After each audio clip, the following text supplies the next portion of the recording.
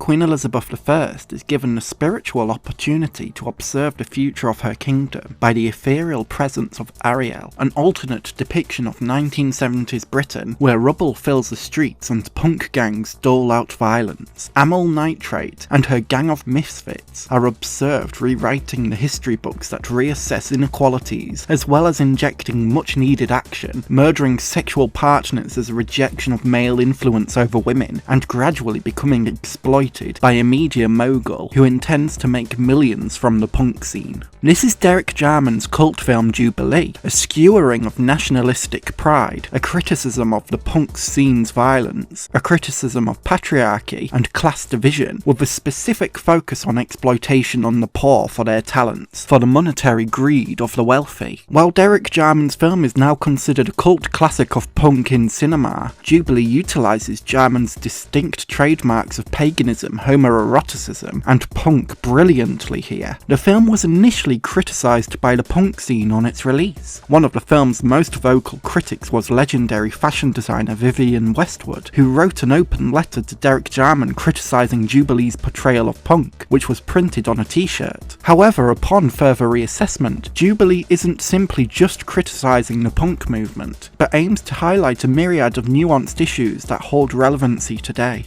Jubilee, while embracing the anti-authoritarian movement of punk music that aimed to dismantle injustice through lyrics and DIY musicality, punk music is frequently used throughout the film. Jarman's film is also occupied with highlighting the unnecessary violence that became associated with the community. For example, an early scene depicts Bod, a member of Amyl's gang, harassing, belittling, and assaulting a cafe waitress, leaving her in tears, an action committed without clear motivation, other than a release of her own frustration. Derek Jarman aims to make this scene as uncomfortable as he can, as we linger on the employee sobbing, confronting the viewer with the truth that violence isn't necessary when targeting innocent individuals. Violence is also demonstrated within Jubilee as the characters tackle patriarchy. Crabs lures men into her bed, including a police officer guilty of police brutality, who becomes the target of Bod's and Mad's murderous rage towards love and sex, which they view as influences of male control over women, an exaggerated form of protest in the form of violence, a clear acknowledgement of the desperation to fight patriarchy, but also the flaws with tackling it via violence, the act of murder making Crabs feel remorseful.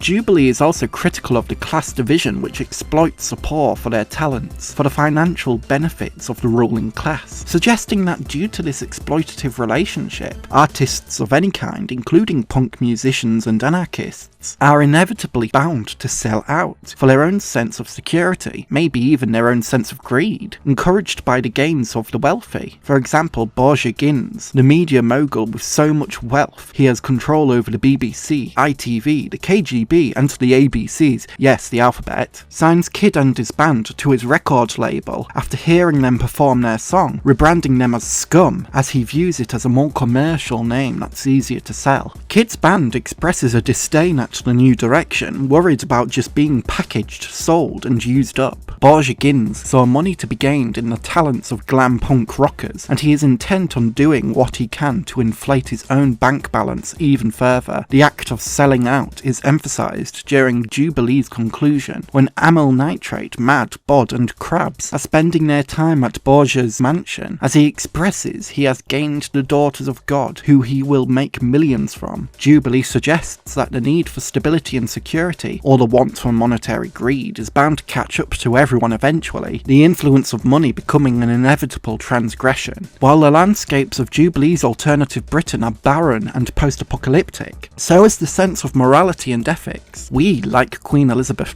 I, watch from the comfort of our own kingdom over this dystopic hellscape, hoping for a future far removed from this. But any comforts gathered from this is inevitably disrupted when the real-world contrasts are present. Record labels exploiting their artists is nothing new, a recent example being Taylor Swift's re-recording of her earlier albums due to the original masters being sold. Police brutality continues, brutality which ignited Black Lives Matter water protests, as well as candlelit vigils for Sarah Everard, a victim of abuse and murder at the hands of an off-duty Metropolitan Police officer. Patriarchy perseveres, and an unreliable UK Conservative government has led to underfunded communities and institutions, schools, healthcare, mental health resources, community centres, to the extent where regions of the UK feel completely neglected by a lack of government support. While Jubilee captures a hyperbolic British downfall, it's poignant in its portrayal of Britain, which holds a surprising relevancy to the present day. In conclusion, Derek Jarman's Jubilee may have been a controversial film during its initial release within the punk music community, but the film has retained a poetic relevancy for its critical perspective towards violence, class division, and exploitation. With a distinctly grungy and grubby aesthetic, Jubilee feels very much like the quintessential reflective punk film, acknowledging that the original wave of punk rockers wasn't destined for longevity. But what is destined for longevity is the injustice and exploitation that the ruling class continues to benefit from. Jubilee is a furious yet thoughtful retrospective of issues that continues to plague Britain, and it is a film that should be cherished for its otherworldly foresight.